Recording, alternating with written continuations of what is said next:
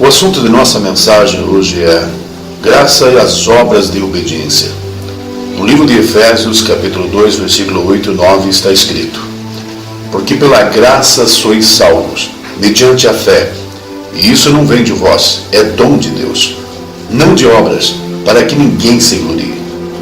No livro de Romanos, capítulo 6, 23, Paulo escreveu: Porque o salário do pecado é a morte, mas o dom gratuito de Deus é a vida eterna em Cristo Jesus, nosso Senhor. A maioria das igrejas na atualidade, em nome da doutrina da graça, ensinam que uma vez salvo, sempre salvo. Não há necessidade de prática das obras pela obediência. Nada mais precisa ser feito. O importante é ter fé e cumprir os compromissos de membro de uma igreja. Mas a questão é, a graça ensinada hoje por essas igrejas é a graça apresentada pelas Escrituras? A verdadeira graça isenta-nos das obras da obediência? As obras têm algum valor na continuidade da salvação? As obras farão a diferença quando estivermos diante do tribunal de Cristo? Para esclarecimento e respostas a essas perguntas, apresento a mensagem que segue. Sendo que a salvação vem de Deus somente, nós não podemos fazê-los dignos da graça de Deus. Salvação é um dom gratuito ao indigno, ao que não merece, e todos nós estamos nessa categoria. Cristo morreu pelos ímpios, conforme está escrito em Romanos 5:6. Com essas passagens podemos ver claramente que, sendo Deus o único Salvador, a salvação não é pelas obras, a salvação é dom de Deus. O caminho da salvação provido por Deus é receber a Cristo pessoalmente, confiando nele somente para nos salvar. A salvação não é uma conquista humana, mas uma dádiva de Deus. Não a alcançamos por méritos, mas recebemos-la por graça. A salvação não é um troféu que erguemos como fruto do nosso labor, nem uma medalha de honra ou mérito, mas um presente imerecido. Concernente à salvação, como dom inefável de Deus, destacamos 3 verdades sublimes. Em primeiro, a graça é o fundamento da salvação, porque pela graça sois salvos. Efésios 2:8. A graça de Deus é seu amor imerecido, endereçado a pecadores perdidos e arruinados. Deus amou-nos quando éramos fracos, ímpios, pecadores e inimigos.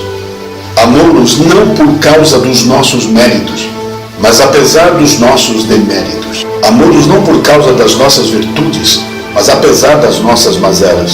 Amou-nos não porque éramos seus amigos, mas apesar de ser seus inimigos. Esse amor incomparável, incompreensível, indescritível a pecadores indignos é a expressão mais eloquente de sua graça. Assim não somos salvos pela obra que realizamos para Deus, mas pela obra que Deus realizou por nós na cruz do Calvário. A cruz de Cristo é o palco onde refulge com todo o esplendor a graça de Deus. Aqui está a causa meritória da nossa redenção, o fundamento da nossa salvação. Em segundo lugar, a fé é o instrumento da nossa salvação. Mediante a fé, e isto não vem de vós, é dom de Deus, não de obras, para que ninguém se glorie, conforme vemos em Efésios 2:8. Não somos salvos por causa da fé, mas mediante a fé. A fé não é a causa meritória, mas a causa instrumental da nossa salvação. Apropriamos da salvação pela graça, mediante a fé. A fé é a mão estendida de um mendigo para receber o presente de um rei. Deus nos oferece a salvação gratuitamente e apropriamo-nos dela pela fé. A própria fé não vem do homem, vem de Deus. Não é resultado de esforço ou mérito humano, mas presente de Deus. A fé salvadora não é apenas um assentimento intelectual, nem uma confiança passageira, apenas para as questões desta vida. A fé salvadora é plantada em nosso coração pelo Espírito de Deus e então transferimos nossa confiança daquilo que fazemos para o que Cristo fez por nós na cruz. A fé não apenas toma posse da salvação, mas também descansa na suficiente obra de Cristo. Somos justificados pela fé, vivemos pela fé, andamos de fé em fé e vencemos o mundo pela fé. A terceira verdade sublime sobre a salvação que irei apresentar agora é que está faltando ser ensinada nos dias atuais. E muitas igrejas, para não dizer a maioria delas, está sendo ensinado que pelo fato de sermos salvos pela graça, nada temos a fazer a não ser crer. Entretanto, a Bíblia nos ensina que as boas obras é o propósito da nossa salvação, pois somos feituras dele, criados em Cristo Jesus, para as boas obras, as quais Deus de antemão preparou para que andássemos nelas. Efésios 2:10. Por ser uma verdade que tem sido negligenciada pela maioria dos cristãos de hoje, e sendo a mesma de suma importância para a salvação, é sobre essa verdade que eu vou falar a partir de agora. Não somos salvos pelas boas obras, mas para as boas obras. As boas obras não são a causa da salvação, mas são sua consequência. Não fazemos boas obras com o propósito de sermos salvos. Fazemos-las porque já fomos salvos pela graça mediante a fé. É importante destacar que se as boas obras não encontram lugar como causa meritória ou instrumental da salvação, elas precisam ser vistas como a evidência da salvação. A fé e as boas obras não estão em conflito. A fé sem as obras é morta. As obras sem a fé não são boas. A fé produz obras e as obras provam a fé. A salvação é só pela fé, independentemente das obras. Mas a fé salvadora nunca vem só. Vem acompanhada das obras que glorificam a Deus e abençoam os homens. Essas obras foram preparadas de antemão para que andássemos nelas. Tudo provém de Deus, pois é Ele quem opera em nós tanto querer como realizar. A salvação é um dom inegável de Deus. Foi planejada por Deus, foi planejada na eternidade e é executada na história e será consumada na segunda vinda de Cristo. Fomos salvos pela graça mediante a fé e para as boas obras. Paulo ensina que a graça tira o homem da escravidão do pecado e o coloca como servo da justiça. E libertos do pecado, fosseis feitos servos da justiça. Romanos 6,18. Não existe justiça sem santidade. Elas estão juntas, são inseparáveis. Quem é injusto, faça injustiça ainda. E quem está sujo, suje-se ainda. E quem é justo, faça justiça ainda. E quem é santo, seja santificado ainda. Apocalipse 22:11. Paulo escreveu: porque a graça de Deus se há manifestado, trazendo salvação a todos os homens, ensinando-nos que, renunciando à impiedade e às concupiscências mundanas, vivamos nesse presente século sóbria, justa e piamente, aguardando a bem-aventurada esperança e o aparecimento da glória do grande Deus e nosso Salvador Jesus Cristo, o qual se deu a si mesmo por nós, a nos remir de toda iniquidade e purificar para si um povo seu especial, zeloso de boas obras. Tito 2:11-14. Em todo o Novo Testamento encontramos sempre o princípio da obediência em relação à graça verdadeira.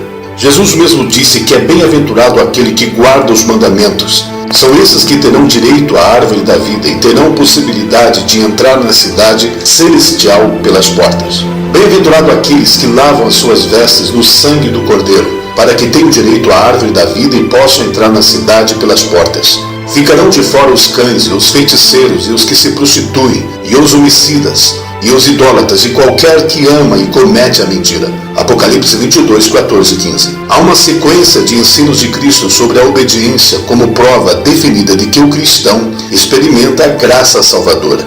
No livro de João, vemos o Senhor associar amor a Ele com obediência. Vejamos: se me amardes, guardareis os meus mandamentos. Aquele que tem os meus mandamentos e os guarda, este é o que me ama. Se alguém me ama, guardará a minha palavra. Quem não me ama, não guarda as minhas palavras. João 14, versículo 15, 21, 23 e 24. Tiago fala sobre uma lei que deve ser cumprida pelo cristão. Todavia, se cumprirdes conforme a Escritura, a lei real, amarás o teu próximo como a ti mesmo, bem fazeis. Tiago 2:8. Gálatas 6:2 fala sobre a lei de Cristo. Levai as cargas uns dos outros e assim cumprireis a lei de Cristo. Então, como não há lei na graça? Todos os aspectos morais da cosmovisão judaica cristã estão vigentes e com mais profundidade do que no Antigo Testamento sobre a lei do Pentateuco. A exemplo disso, vejamos as palavras do próprio Jesus quando disse: porque vos digo que se a vossa justiça não exceder a dos escribas e fariseus, de modo nenhum entrareis no reino dos céus. Ouvistes que foi dito aos antigos: não matarás, mas qualquer que matar será réu de juízo. Eu, porém, vos digo que qualquer que, sem motivo, sem encolerizar, contra seu irmão, será réu de juízo. E qualquer que chamar a seu irmão de raca, será réu do sinédrio. E qualquer que lhe chamar de louco, será réu do fogo do inferno. Mateus 5, 20-22. E também lemos: ouvistes que foi dito aos antigos: não cometerás adultério. Eu, porém, vos digo que qualquer que atentar numa mulher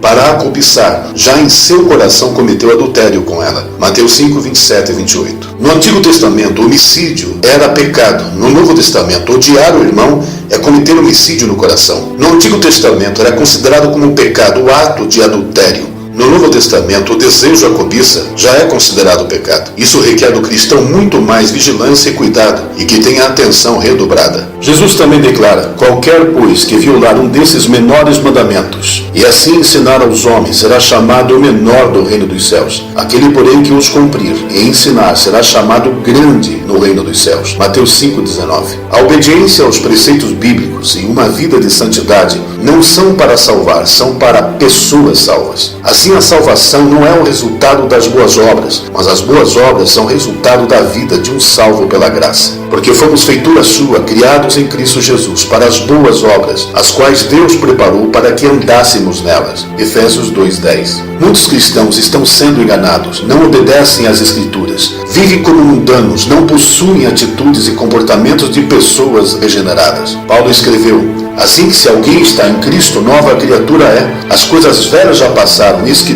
tudo se fez novo. 2 Coríntios 5,17. Foram ensinados que aceitar Jesus, frequentar cultos e dar dízimo e ofertar é o suficiente. Ou seja, venha como estás e fique como estás. Isso significa continuar na condição de perdido. Durante os últimos 30 anos, a graça ensinada e crida em muitas das igrejas não é a verdadeira graça, mas uma distorção dela. Isso é resultado de darmos ênfase à bondade e o amor de Deus, negligenciando o temor devido a ele. Quando a doutrina do amor de Deus não é equilibrada com o entendimento do temor a Deus, o resultado é o erro. Do mesmo modo, quando o temor de Deus não é equilibrado com o amor de Deus, temos os mesmos resultados. É por isso que somos exortados: considerai, pois, a bondade e a severidade de Deus. Romanos 11:22. É necessário ter ambos. Sem qualquer um dos dois, ficamos desequilibrados. Deus é tanto amor quanto Ele é justiça. Ele não somente é um Deus de misericórdia, como também é um Deus de disciplina. Já ouvi crentes e líderes darem desculpas para a desobediência, considerando todas as coisas como estando cobertas pela graça de Deus ou pelo seu amor. A graça é imerecida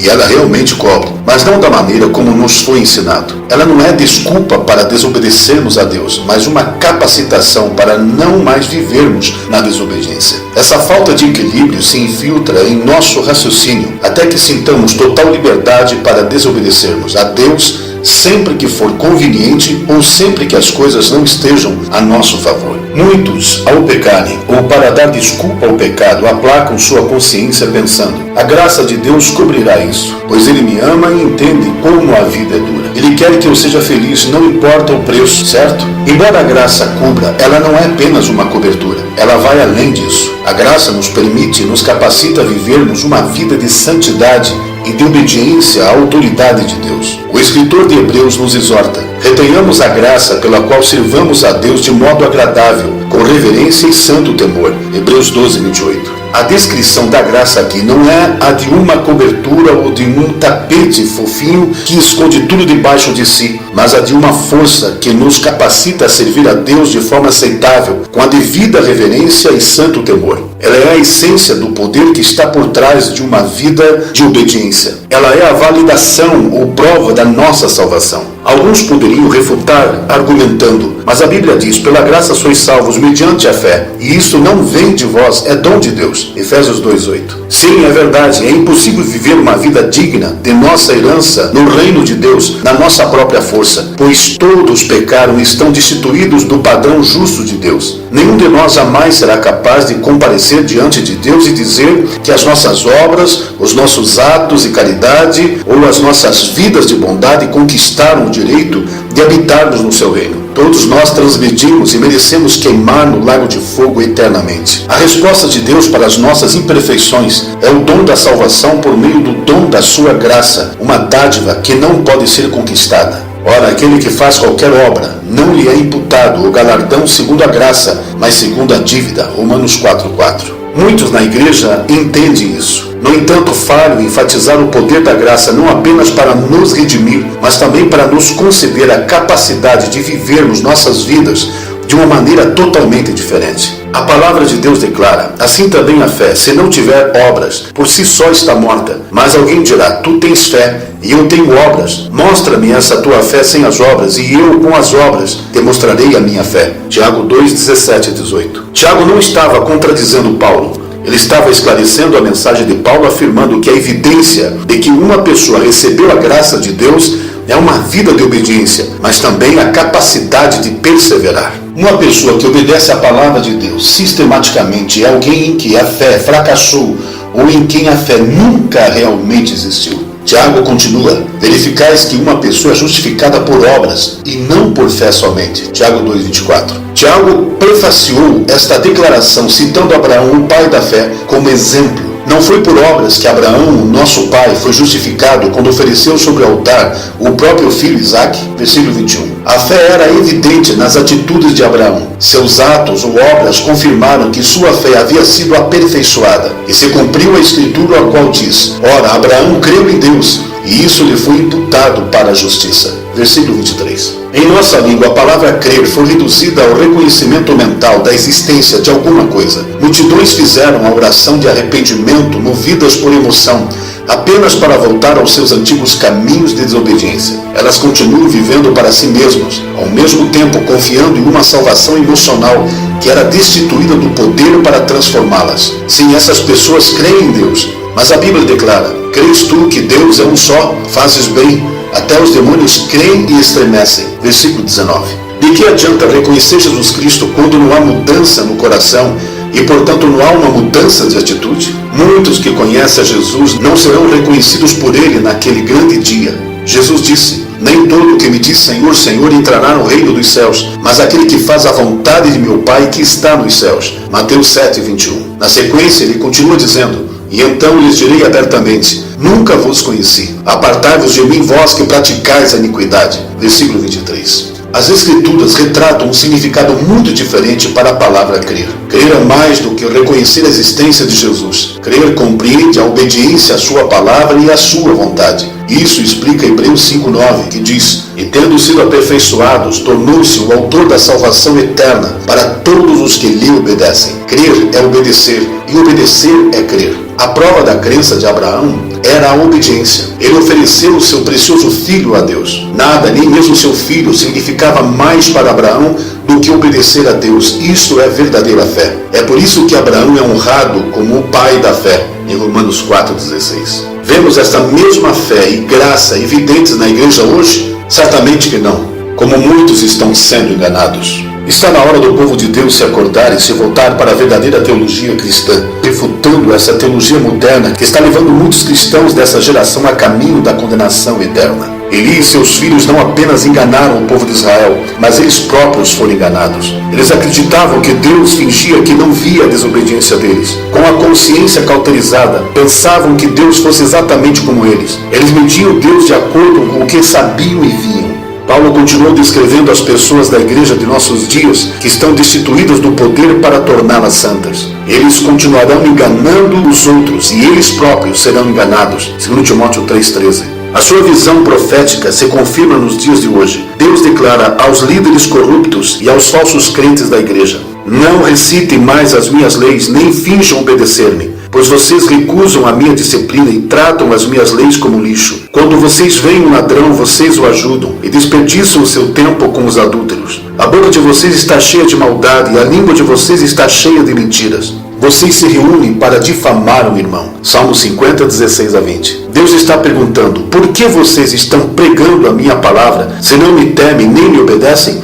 Por que vocês enganam os outros e a si mesmos? Ele está dizendo a eles: tens feito essas coisas e eu me calei. Pensavas que eu era teu igual, mas eu te arguirei tudo à tua vista. Salmo 50, 21. Notemos que, por mais que o julgamento possa ser adiado, não deixará de ser aplicado. Ele porá tudo à vista de cada um. É triste dizer, mas estamos vivendo os dias de que falou o apóstolo Paulo. Pois está vindo o tempo em que as pessoas não darão mais ouvidos à sã doutrina. Em vez disso, elas seguirão os seus próprios desejos e procurarão mestres que lhes digam o que elas quiserem ouvir. 2 Timóteo 4,3. Muitos pastores e ministros desejam mais atrair as multidões do que manter a verdade. Eles têm medo de pregar a verdade com ousadia, preocupados em colocar em risco tudo o que trabalharam tanto para construir. Então eles dizem às pessoas o que elas querem ouvir e evitam o confronto. Os resultados são devastadores. Os pecadores se sentam nas igrejas sem convicção de pecado e inconscientes do que a justiça significa. Muitas dessas pessoas confusas supõem que são salvas, quando na verdade não são. A graça não nos isenta da obediência, mas induz e nos capacita a obedecer por amor. A verdadeira graça nos faz ser obedientes em amor, nos faz querer aprender mais de Deus e seguir os seus ensinamentos. A graça de Deus molda nosso caráter à semelhança de Cristo e nos faz seguir seu exemplo de obediência e amor. Jesus disse aos seus discípulos: resplandeça a vossa luz diante dos homens, para que vejam as vossas boas obras e glorifiquem o vosso Pai que está nos céus. Mateus 5,16. Conquanto as obras não nos dão vida eterna, elas glorificam ou honram a Deus, e Ele requer que nós o honremos pelo modo como vivemos. Quem se recusa a incluir obras na sua vida, quer se aperceba disso ou não, desonra a Deus, conforme lemos no livro de Tito. Confessam que conhecem a Deus, mas negam-no com as obras, sendo abomináveis e desobedientes e reprovados para toda boa obra. Tito 1,16. A salvação deve ser conservada na perseverança em obedecer a palavra de Deus até o fim. Viver a nova vida recebida pela salvação em Cristo em obediência aos seus mandamentos. Não mais em conformidade com a antiga vida que vivia na prática das concupiscências carnais. Vejamos as palavras de Paulo no livro de Efésios. E vos vivificou, estando vós mortos em ofensas e pecados, em que noutro tempo andastes, segundo o curso deste mundo, segundo o príncipe das potestades do ar, do espírito que agora opera nos filhos da desobediência, entre os quais todos nós também antes andávamos nos desejos da nossa carne, fazendo a vontade da carne e dos pensamentos, e éramos por natureza filhos da ira, como os outros também. Mas Deus, que é riquíssimo em misericórdia, pelo seu muito amor com que nos amou, estando nós ainda mortos em nossas ofensas, nos vivificou juntamente com Cristo. Pela graça sois salvos. Efésios 2, 1-5. E também, que quanto ao trato passado, vos despojeis do velho homem, que se corrompe pelas concupiscências do engano, e vos renoveis do espírito do vosso sentido, e vos revistais do novo homem, que segundo Deus é criado em verdadeira justiça e santidade. Efésios 4, 22, 24. O nosso Senhor também tornou isto claro em Apocalipse 22:12, quando disse: eis que cedo venho, e o meu galardão está comigo para dar a cada um segundo a sua obra. No versículo 14 também está escrito: bem-aventurados aqueles que guardam os seus mandamentos, para que tenham direito à árvore da vida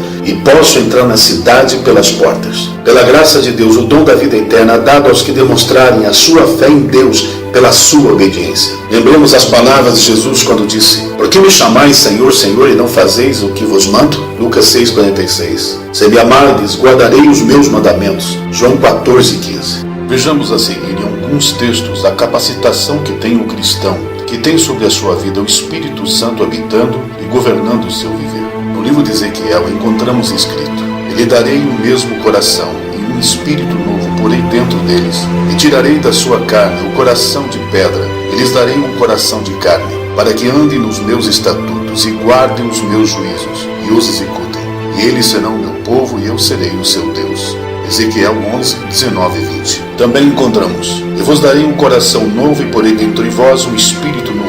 E tirarei o coração de pedra da vossa carne, e vos darei um coração de carne. E porei dentro de vós o meu espírito, e farei que andeis nos meus estatutos, e guardareis os meus juízos, e os observeis. Ezequiel 36, 26 e 27. O mesmo Jeremias também escreveu: mas este é o concerto que farei com a casa de Israel depois daqueles dias, diz o Senhor. Porei a minha lei no seu interior e a escreverei no seu coração, e eu serei o seu Deus e eles serão o meu povo. Jeremias 31, 33. Todos esses textos são profecias messiânicas que se referem à época da igreja. Ao receber a graça de Deus pela fé, também se recebe o Espírito da graça, que é o Espírito Santo de Deus, onde uma nova vontade e uma nova atitude de espírito capacita o indivíduo a andar nos estatutos de Deus e guardar seus juízos, obedecendo às obras da obediência. Assim, o que falta para a maioria dos que frequentam e formam a igreja da atualidade é se encherem do Espírito da graça de Deus, para receber a capacitação que levará à prática das obras da obediência por amor, onde se prova que realmente houve salvação pela graça. Para que alguns tomem o conhecimento que o Espírito Santo é o Espírito da graça, vejamos o que diz Hebreus 10, 28 e 29. Quem rejeitava a lei de Moisés morria sem misericórdia pelo depoimento de 2 ou 3 testemunhas. Qual mais severo castigo julgo vocês? Merece aquele que pisou aos pés o Filho de Deus, que profanou o sangue da aliança pelo qual ele foi santificado e insultou o Espírito da graça? O Espírito Santo é o Espírito da graça. A graça é o poder do Espírito Santo em nós para fazermos com facilidade aquilo que não podemos fazer com esforço. Quem tem o Espírito de Cristo andará na semelhança de Cristo, obedecerá aos mandamentos de Cristo e fará as obras de Cristo. Diante do que vimos até aqui, sem sombra de dúvida, a graça não nos isenta das obras da obediência. Muito pelo contrário, ela nos induz e nos capacita a praticá-las, porque fomos criados em Cristo para as boas obras. Por último texto dessa mensagem, vou apresentar as palavras de Cristo à igreja de Éfeso. Lembra-te, pois, de onde caíste, e arrependa-te, e pratica as primeiras obras. Quando não, brevemente a ti virei, e tirarei do seu lugar o teu castiçal, se te não arrependeres. Apocalipse 2:5. Meus irmãos em Cristo, nossas almas são por demais preciosas. Por isso não as coloquemos em riscos, crendo e propagando a falsa graça que nos isenta das obras da obediência.